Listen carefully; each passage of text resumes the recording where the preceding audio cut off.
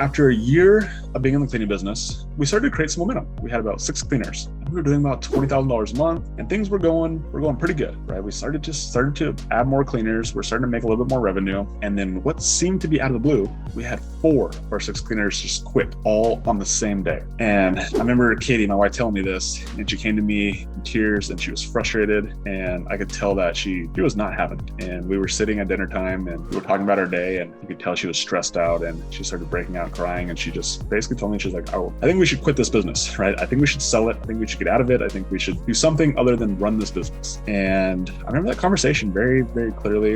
And I remember thinking to myself, like, yeah, this sucks. We don't know what we're doing. Again, we got in over our heads again. It's like, to go from 0 to 20 was cool, but going from 20 to 40 or 50, that's a whole nother ball game. Should we quit, right? That thought came across my head as well. But I quickly pushed down and realized that, you know what, this isn't about the cleaners, right? This isn't their fault. This is our fault. I just had to figure out why it was our fault. And what I realized was we had built a shitty culture. And in fact, we hadn't really built a culture whatsoever. And so when we decided that we were going to go forward with this business and go start with our 2 cleaners and build it back up, we decided we were going to do things differently. We're not going to do the same things. We weren't just going to hire warm bodies. We weren't just going to bring on people who needed a job and who could fill in the roster and take on cleans. But we actually wanted people who we liked, who we wanted to be around, people who we saw who wanted to grow, who wanted just opportunity. And so the only way we do that is if we actually created a culture of achievement. And so creating a culture of achievement takes 4 steps. And the first thing is all about us. And we had to write down our core values, because when we figured out what our core values were, then we knew what we were looking for in the people who we brought on. Because we wanted people who we liked, who we wanted to be around. Because ultimately, like, this is what it's about. It's about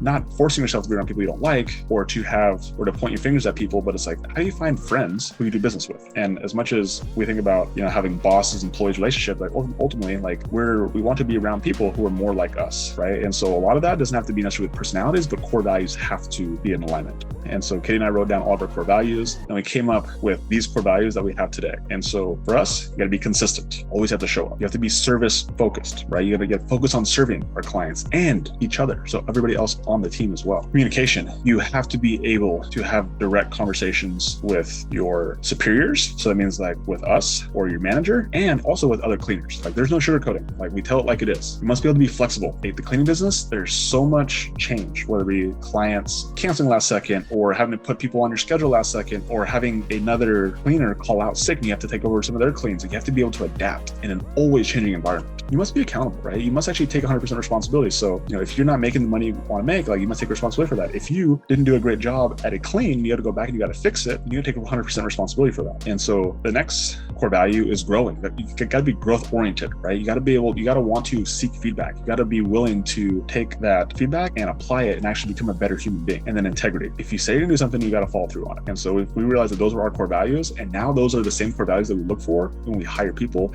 And we not only look for them, but we explain to them, we share with them. This is actually part of our job description, that they know exactly what our core values are. And so these core values, people who see these things are like, wow, I'm attracted to that. But also what it does even better is it repels away the people who are not consistent, people who only care about themselves, people who are afraid to communicate, people who they just want to show up to a job and they just want to get by, right? They don't want to take any responsibility, and they definitely don't want to grow, and they don't want to be in charge of themselves, let alone anybody else. And so that's the best thing it does. It repels those people, but it attracts the other people. And that's what makes this culture so fun to be a part of. The second thing, you actually create a mission. And so what we did is we created a mission statement. And so our mission is to provide a consistent cleaning experience for the Bozeman community through our fast communication and ability to act quickly, right? That's what we set our foundation on. And the third thing we did is we created an identity. And so we started thinking about all the names that we could call ourselves. And so as a business, so many times we fail to take this concept and apply it to our business. And so what we did is we created our Sparkle Bosses, right? So we have our Bozeman 5-star Cleaning is our company name, and our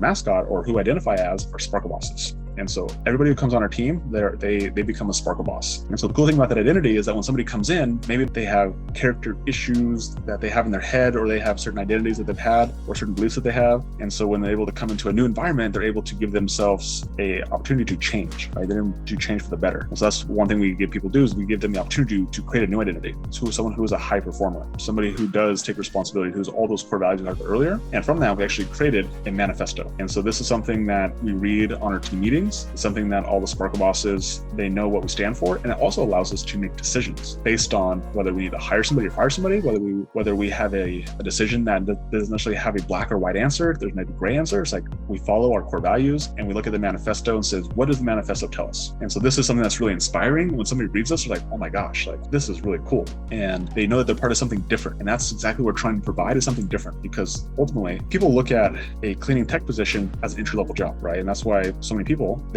as employers, they see that their employees can constantly turn over. But if you're able to build a culture and you're able to give them something more than just a job, more than just making money, have them be part of something bigger, then all of a sudden your chances of keeping them longer goes way further. And so this is what our manifesto is, and people get excited about this and they feel like a changed person, right? And so ultimately how you build a culture is you have rules, you have standards, you have a common goal, right? Our team knows what our goals are, that we're trying to become $1 million cleaning company. We have reasons why we're trying to do that. We face challenges together and we become stronger. We don't let adversity separate us, but we let it bring it closer together. If you've ever been part of a team, you've ever been part of any sort of group or community, like this is what you're building when it comes to building your cleaning culture. And when you have that, you'd be amazed at how people will do anything for you. Our very first cleaner that we hired, she's still with us today. Actually starting out as our nanny, then to our cleaner, and then she went into a sales role, and now she's added into a managerial role, and she continues to evolve, and we continue to grow her and build her up. And I think that's what it's all about, is giving people opportunities. And so the key to that, though, is that you must have a big vision. You must have a big enough vision that you can include other people in it. But if it's just you, and you have like such small goals, it's hard for anybody else to be able to see themselves in your vision if it's too small. So how you build a culture is you build something big, something bigger than just you. That's how you dominate this business, is you build a culture. When you build a culture in this type of business, you can grow this thing massively. If you're a cleaning business owner and you're looking to grow your business, or you're looking to start a cleaning business, I have just the resource for you. See, I did a masterclass on how to build a $1 million cleaning company, even if you have zero cleaning experience. Now, here's the coolest part. I'm making this training absolutely free. Yeah, free. So what you need to do, if you want to grow your business or start your cleaning business, is you need to click the link down below, put your information in, and if this video is still up, that means that there's still spots. So look forward to seeing you on the inside.